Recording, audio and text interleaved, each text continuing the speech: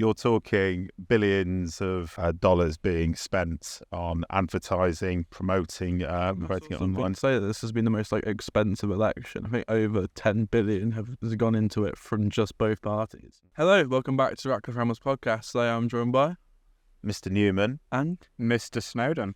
And today we'll be talking about the US presidential election, which for us has just happened today. We don't know when this is going to go out, but we've just had the results today. Indeed. Just this morning. They're still coming in, the results, actually.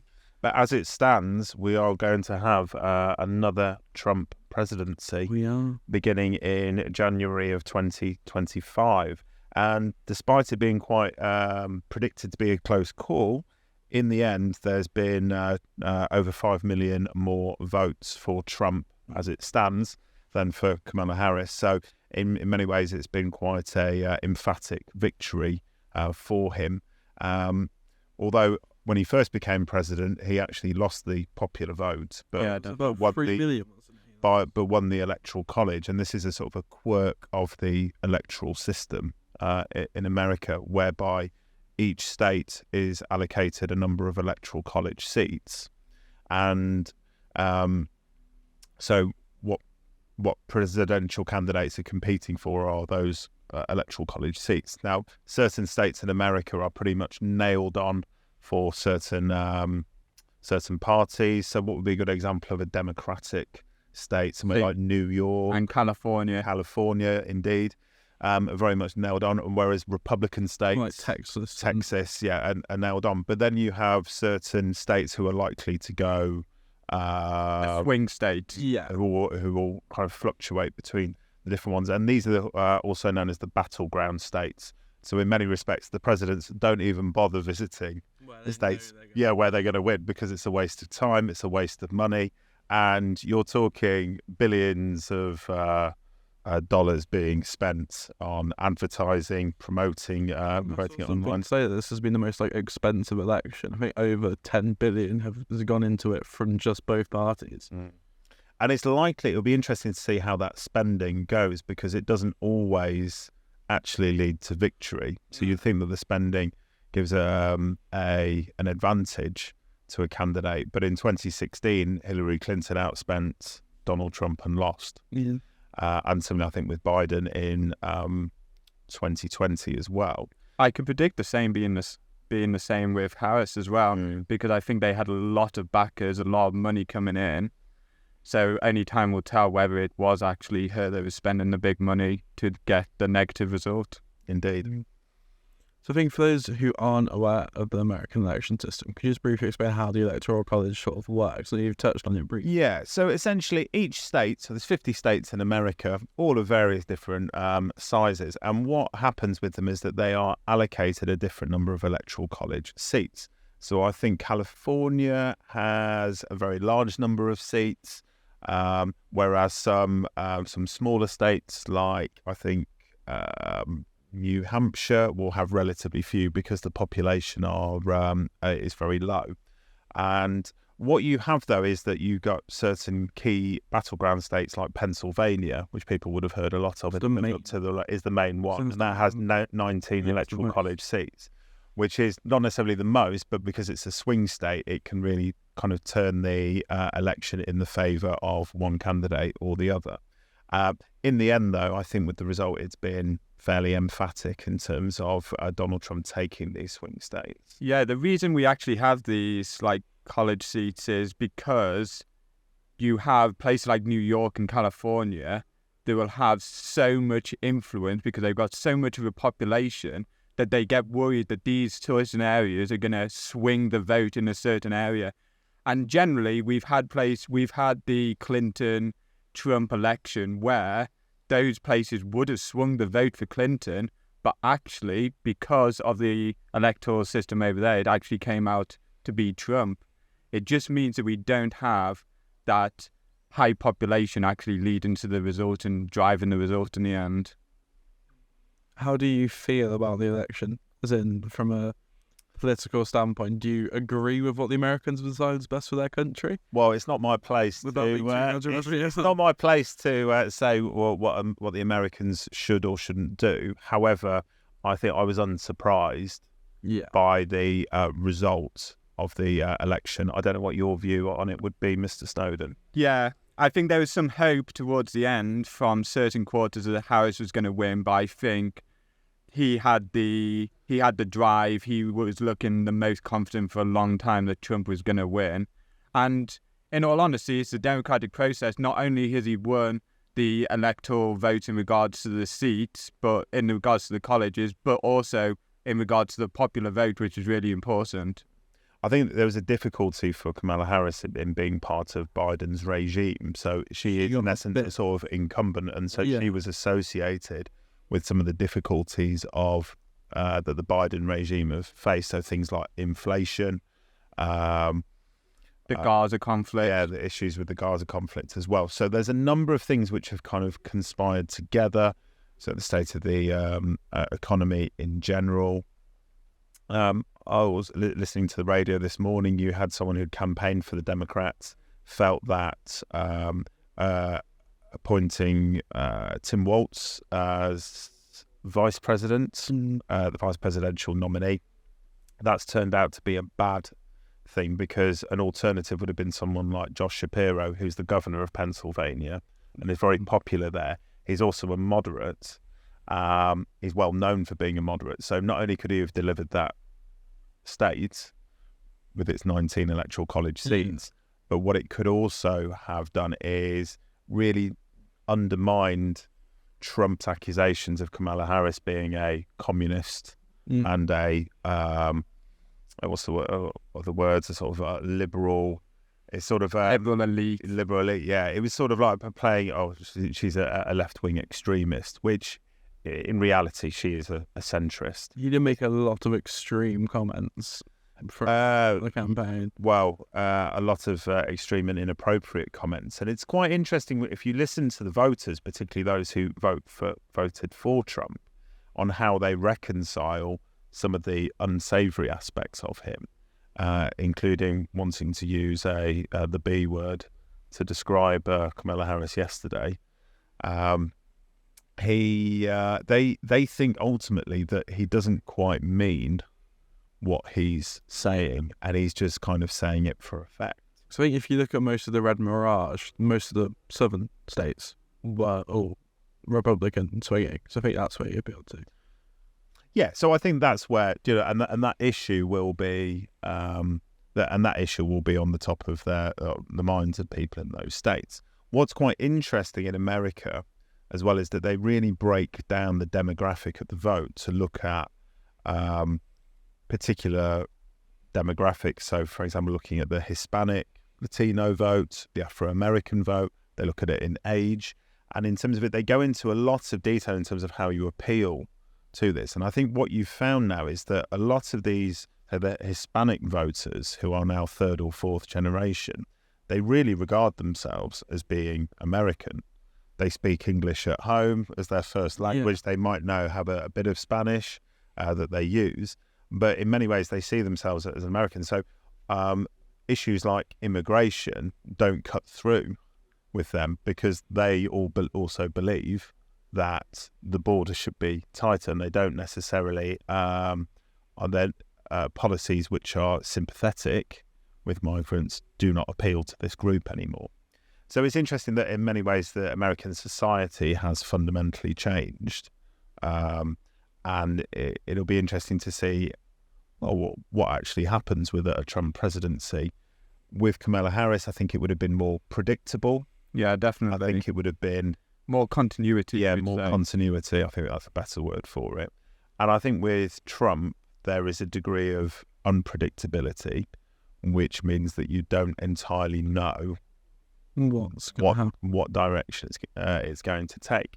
Now, in terms of foreign policy, that could end up potentially being a virtue, because other countries will not necessarily be fully confident in terms of how he might react to it. In terms of domestic policy, it might be an issue in the sense of that does he have a clarity of vision in terms of what policies he wants to introduce. So, I mean, the American people have got the man they voted for. Yeah.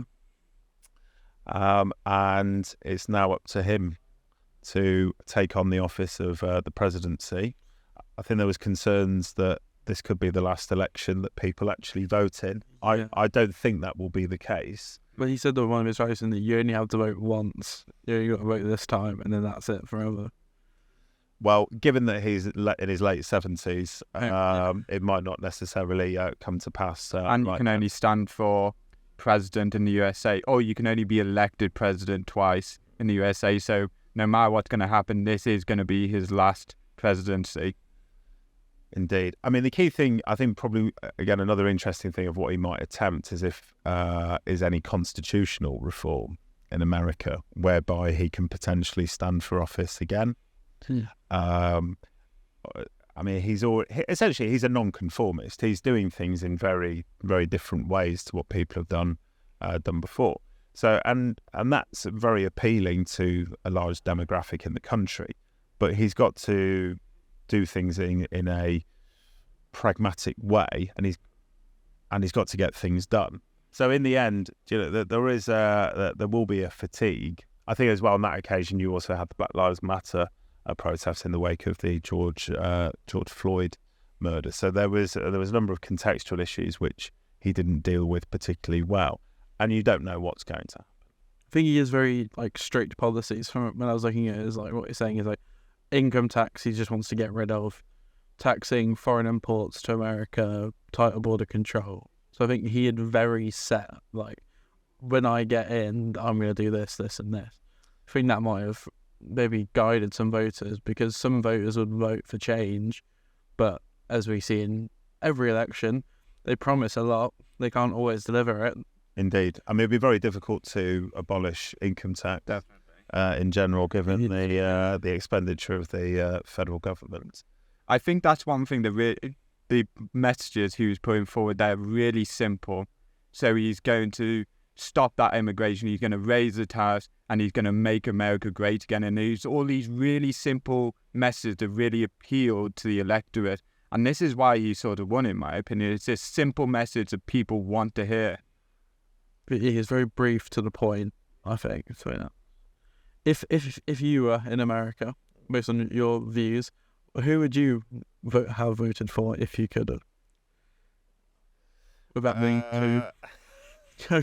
I'm not sure if I'm allowed to actually answer that. Sadly not. No, I'm not allowed to reveal or show my hand as it were.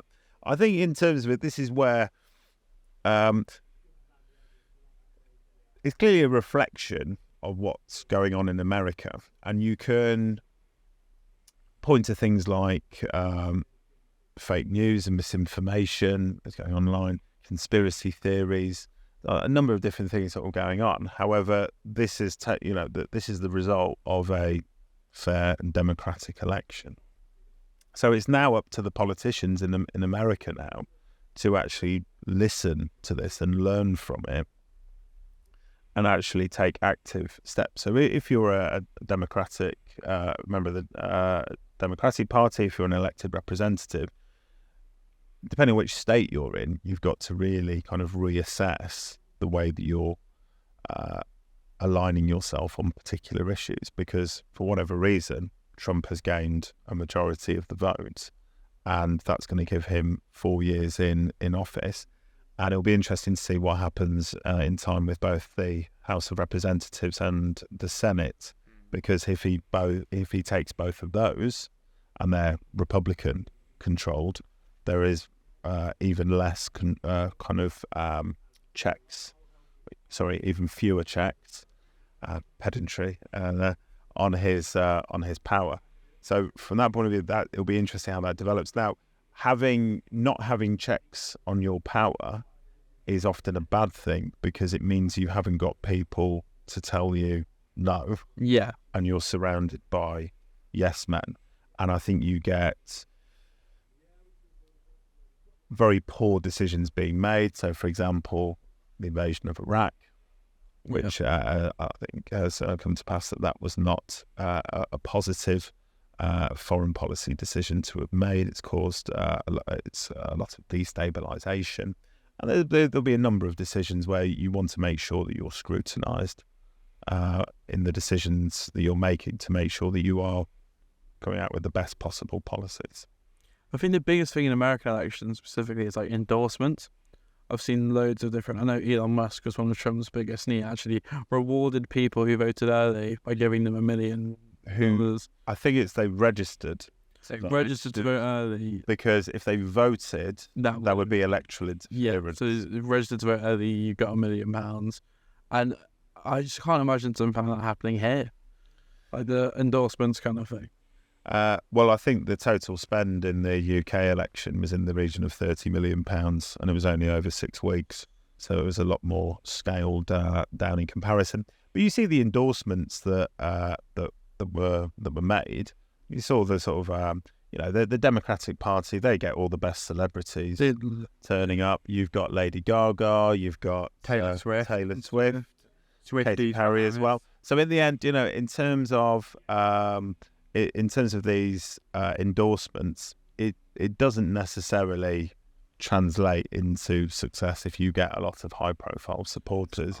From what I saw, I think I saw more people saying Democrats, but obviously, as we know, Trump has won, so it doesn't. Well, I think the danger with any social media is that particularly it can become a bit of an echo chamber for the same political views. So it's not really a litmus test for the way that the country as a whole is feeling on particular issues, or in this case, people. Yeah. Anything else you think we should talk about to do with the election or the results today? I think only time's going to tell what impact this is going to have on the globe and America more specifically. Well, I think when Trump survived the assassination attempt, he claimed in public in a speech that it was actually God who intervened to save him. So, which appeals to a certain there. So, I think it's very much now the onus is on him and his presidency.